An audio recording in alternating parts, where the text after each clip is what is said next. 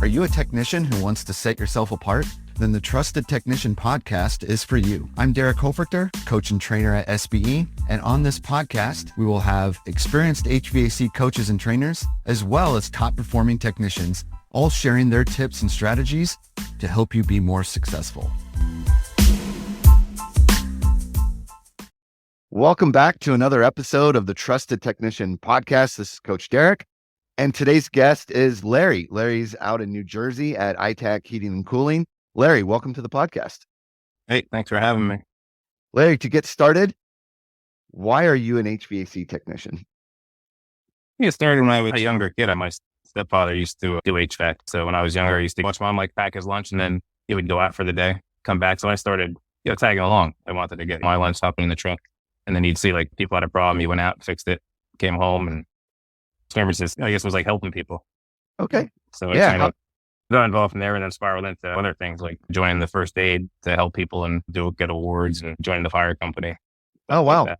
Yeah. So do you view that as kind of like your purpose or your why that motivates you is helping people? Yeah. Helping, I guess, and solving problems.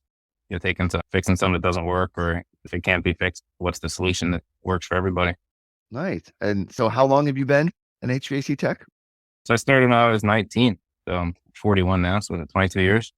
Okay. Wow. And what do you love besides helping people and solving problems? What do you love the most about being an HVAC tech? I guess the opportunity of going from place to place and being in service where that is nothing's ever really the same.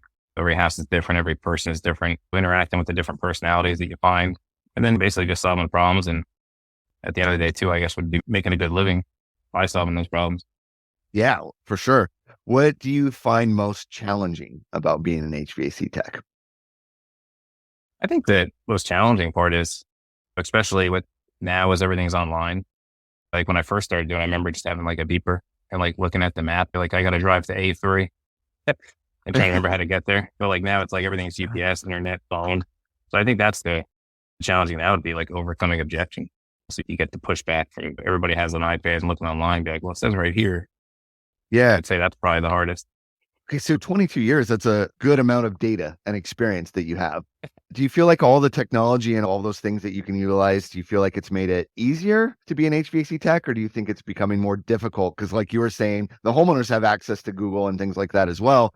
They're maybe more informed than they were 22 years ago.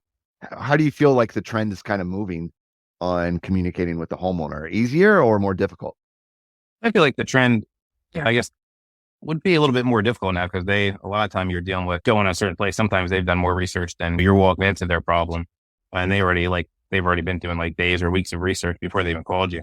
So I feel like technology on our end makes us operating easier, but on the other end, it makes it harder to interact because sometimes they could even know more than you do when you get there. Sure. Yeah. Google turns everyone into experts, right? Yep.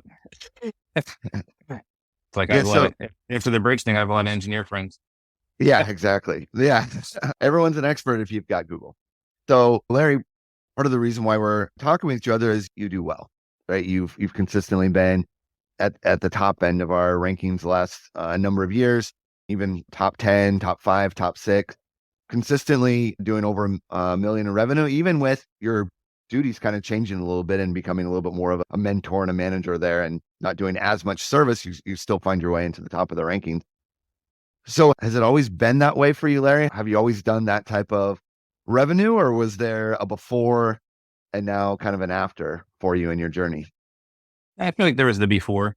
I was probably, I don't know, you say a $300,000 or $500,000 tech, give or take. And then I guess it was 2018, maybe. I guess we came along and found you guys. And then after the training, I was probably still, because I did it a certain way. So when we came out the training, I was the guy, I was kind of what am I doing here? I already know. I already do all right. Why are you bringing me out here? And it was kind of the same thing. And I think we had Corey for the first time, and I thought I was good until I sat down there and he did a quick role play with me. And then I'm like, I should fly home. I was I don't belong. Yeah. But then after that, I started using it. And then I noticed a huge change. I started getting on an upswing. Yeah. You were the guy, I do 300 to 500K. I do good. I'm good. And then not too long after that, you did over 1.5 million. That was like a pretty big jump there. So you mentioned the role play kind of exposed some things, but what was it? What were you missing when you were that 300 to 500K tech? I think it was then I just wanted to be the guy that, I just come in, fix your problem, tell you everything. So I know more than you. That's why you called me. And it's like, here's your problem. Here's the number. And it didn't really work out that well because I fixed their problem in hand, but they had I guess you would say other underlying issues that I didn't even know about because I didn't ask or think to ask.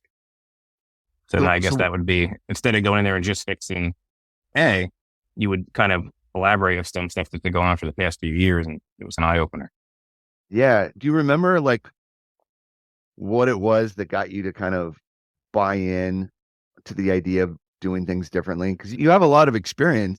So 2018, that was only 5-6 years ago. You've been a tech for 22 years. So you have a lot of experience, a lot of reps and habits of doing it the Larry way or whatever way you were doing it. What was it that caused you to buy in of, I'm going to do things different? I think it was sitting through the class and understanding, I guess, of sitting there. And I went back, I think, shortly after that, because then I came back to a second class with another group of guys and we all went out again. So it was, I think, maybe on that second class, it all started making sense. I understand how to stay behind the customer. I guess we said then get the happier and like you ruin everything yourself. So it's like, all right, like you want that? Be like, sweet, I got this for you. And then before you're like, what the hell happened? Yeah, now I'm walking out with like a service call and like even that they're questioning. Yeah. So staying behind, not getting out ahead. Let's talk about that a little more. So go into a little bit more detail for us of what that means to stay behind somebody, like as you see it and as you implement that. How does that sound? And what do you do to make sure that you are following that and staying behind? So I'd say it's just a series of like, I'm just asking the questions. So, and then each question that I'm asking has just trying to identify. And then once you get to a certain point, if you identify stuff about their system or their house or they've been living there, once you identify what it is, you can kind of elaborate that to tell me more about that. I'm going to go into a little bit of the detail. And I think at the same token, you're just, not that you didn't care before, but I think you're showing the customer that you actually care. Like, this guy actually cares about my problem. He just doesn't want to take my money. He wants to fix my problem. And I know it's going to take money to do that. And as long as you have that understanding and don't jump out of it, I feel like that's what really helps the difference. Yeah. I was actually just having this conversation with someone yesterday that answers don't show that you care. It's questions that show that you care. And that was kind of like an interesting light bulb we were both having this conversation of like, if you go to a doctor and they just, hey, here's my problem. Here's the answer. We don't like that. We don't necessarily know what to do with it. We don't trust it versus what we want, like what we crave is not actually the answer. It's the questions. But that's tough because you said you like to help people solve problems. So it's kind of tough, right? That was the perfect example. They had on the receiving end of that with my doctor, when I had a couple of health issues and unexpected, they never really go to the doctor, never had any problems. And then my heart started racing a couple of weeks here and there. And I'm like, all right, I'll go to the doctor. And he goes in there and he's like, yeah, I was there literally 14 minutes. And he pulls out like a little McDonald's receipt of an EKG that they hooked up to me. And he's looking at it and he's like, yeah, we got to schedule you for surgery. You need heart surgery. I'm like, what? I'm like texting my wife. I'm like, I told you I shouldn't have came here. But Yeah. it's the same thing. I'm like, yeah, make me feel a little better. Yeah. He jumped. That is an example of he jumped way out ahead of you. Yeah. Right. So you're just becoming problem aware that maybe I have an issue and he's already like solution aware, way out ahead versus that's it. Like, it's not the answer that shows that doctor cares about you. It's the questions that would show of like, Larry, when did this start? Describe to me what you experienced. And when this happens, does it happen at a certain time of day? That's what you would have wanted, right? Yeah, exactly. Yeah, from that point, it was just all spiraling out because I'm just like, I'm out of here. I'm like, I got to get second opinions. Yeah. And then, of course, like everything went awry. I didn't make it to second opinion, but I went to the hospital and everything blew up before then. But he's like, I told you so. I'm like, well, you did. But just not in the right way. That's the thing about having the answers is you are probably an expert. Like, he probably spent many years studying hearts and he's probably right. Yeah. A lot of time the experts are right, but that doesn't mean that we like it or that we're going to listen to it if it's not done the right way. So this kind of comes back to that issue of when you go into the home, you are an expert, but it doesn't often go the way you want it to go if that's your approach, right? Of I'm just going to be the expert with all the answers. Yeah, absolutely. And I think that's kind of what I realized. And I started doing the process and just going through it. And then the process I thought I knew was working back then, but it didn't work great.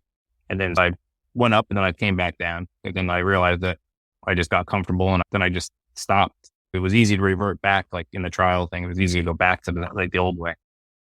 And then you saw it though, because you went from you're like, what the hell's happening here? And your numbers are dropping. Everything's kind of like, and it reflects in how much you could bring home too.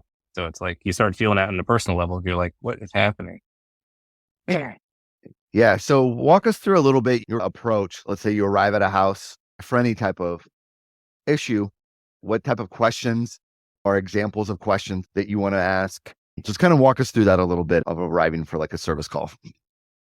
That's a service call. Like I'm doing estimates. I'm going there, do the call ahead, and you kind of just ask, how's everything going? Or introduce myself. I'm Larry from Itak. I'm heading out to your house. And then you just say, I'm coming out there. The heat's not working. And then kind of just ask, how long has it been going on for? Have you tried anything to fix it? And it kind of goes, most people say no. They're just like, no, it just started, nothing. And then you'd be like, and then sometimes I don't always ask if they need something. So I'll split that up. But then when I get there, they had like 20 minutes to think of what was happening. So when I usually get there, introduce myself again, when I ask them to come in, we kind of go from there. And they're like, I was thinking about that. If you called, it has been going on for a couple of years now. Like we've had on and off issues. A friend of a friend used to come over and take care of it. And then it kind of leads you into that. And then we do the walkthrough of the house. And you can ask, is everything always room to room? Is everything been comfortably sized at the current problem? And I think once you identify things like that, they'll kind of say like, the buddy's been taking care of it for a few years now. We does this every time.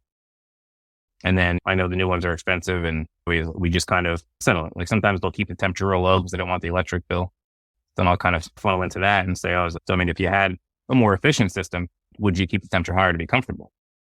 And then it kind of spirals into all different stuff. And then so I feel like doing the walkthrough with them and kind of just asking, one that shows that you're kind of relating to them. I feel like the biggest thing as you're asking the questions is, don't forget what they say. Yes. Yeah. So it's like, I've seen that a couple times when I was doing some ride-alongs, they'll ask questions. And it's like, to me, I feel like, you're kind of doing it, but you're not really doing the process. You're just, you're wasting time because you'll ask the questions and you'll set yourself up, but then you don't remember anything they told you. And then when it comes back to your presentation, like you're going over stuff that they said would be a problem. And it's like, if they've already spent about 20 minutes ago, they said that they don't want to do that and that would bother them. And here you are. But I feel like that's the key. That's funny. That's such a good point it's like, okay, I know I'm supposed to ask questions.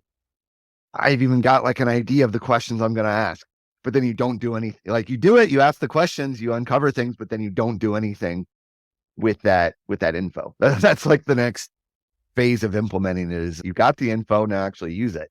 Right. Yeah. Use it and kind of see. And then, that's really it. It's just, I feel like it's just asking the question and again, on that level with the customer.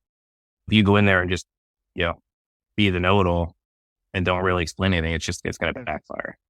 Yeah. Like your doctor trying to help you with your heart. Like that. Yeah. And that was like the perfect example because I'm like, it was the identical this. Like, I'm like, man, if that guy would have like took some time, but I'm like literally 14 minutes and he's at this conclusion. I'm just like, what crap, I'm out of here.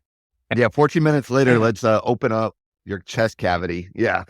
Yeah. Like maybe we should ease into this a little more, right? Ask me some questions, doctor. Ask me some questions. Yeah, something. But on his level, he's like, I guess like you said, he's been to school for a little bit and he knows. It's just like, I know exactly what's wrong. Like, yeah, he's probably seen it 1,000 times before. Yeah.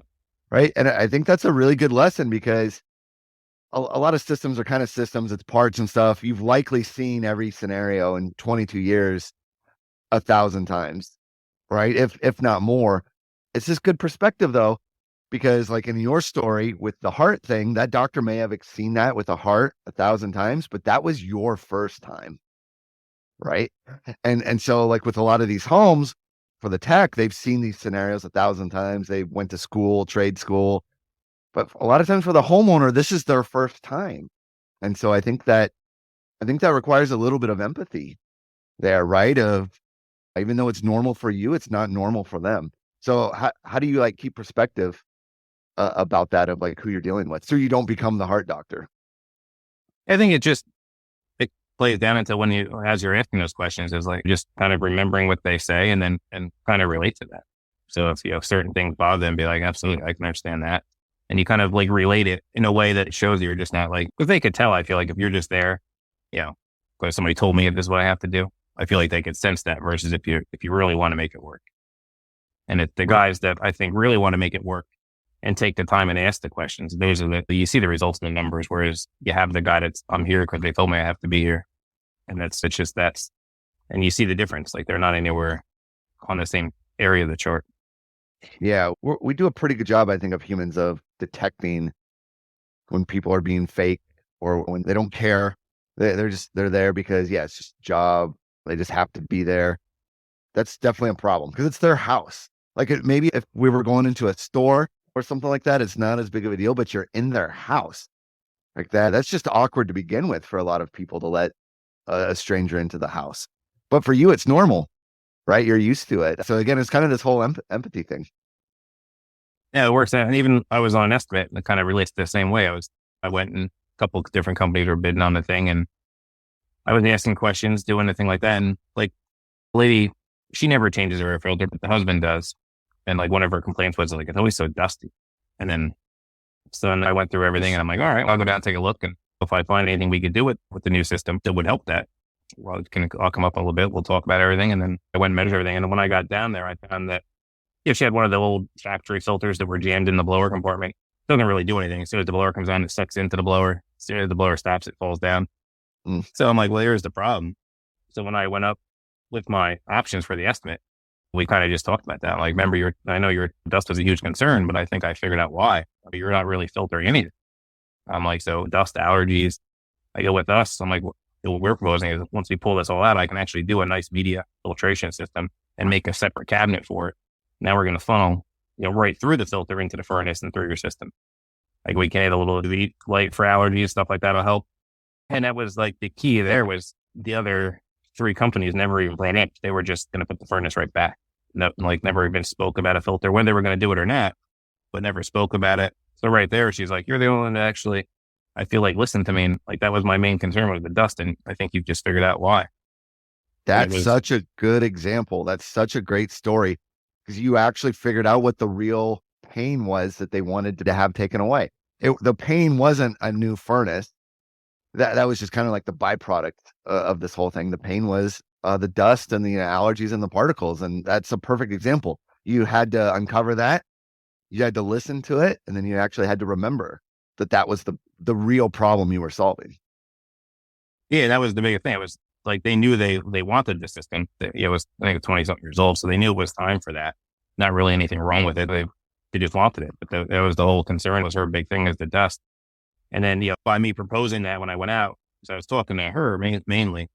But then when you had that presentation, the husband chimed in. He's like, that's its own separate spot. And I'm like, yeah, we're not going to do like what you did. We're just have our own little door. You pull it off, change the filter.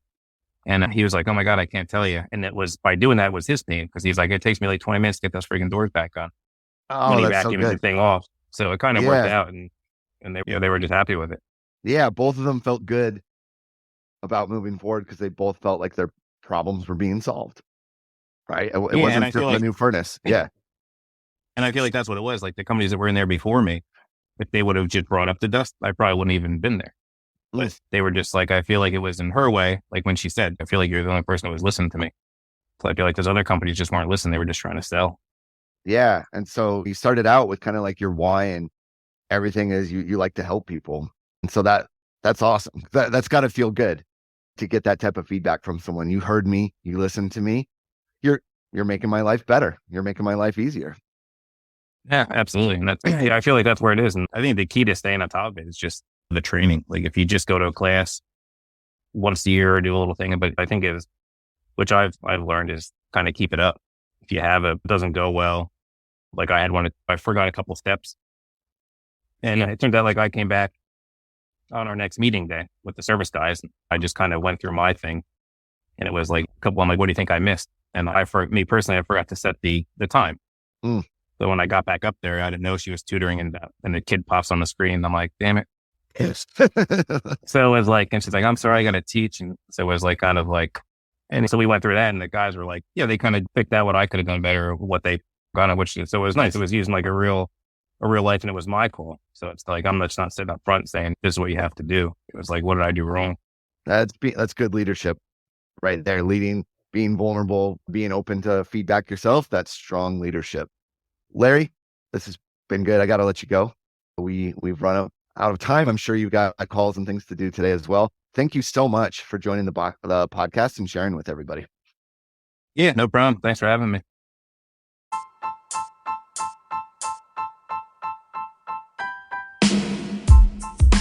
Thank you for listening to the Trusted Technician Podcast. If you would like to learn more about SBE, you can find us online at sbeodyssey.com. If you enjoyed today's episode, we would appreciate it if you would leave us a review. Thank you for tuning in, and we'll see you next time.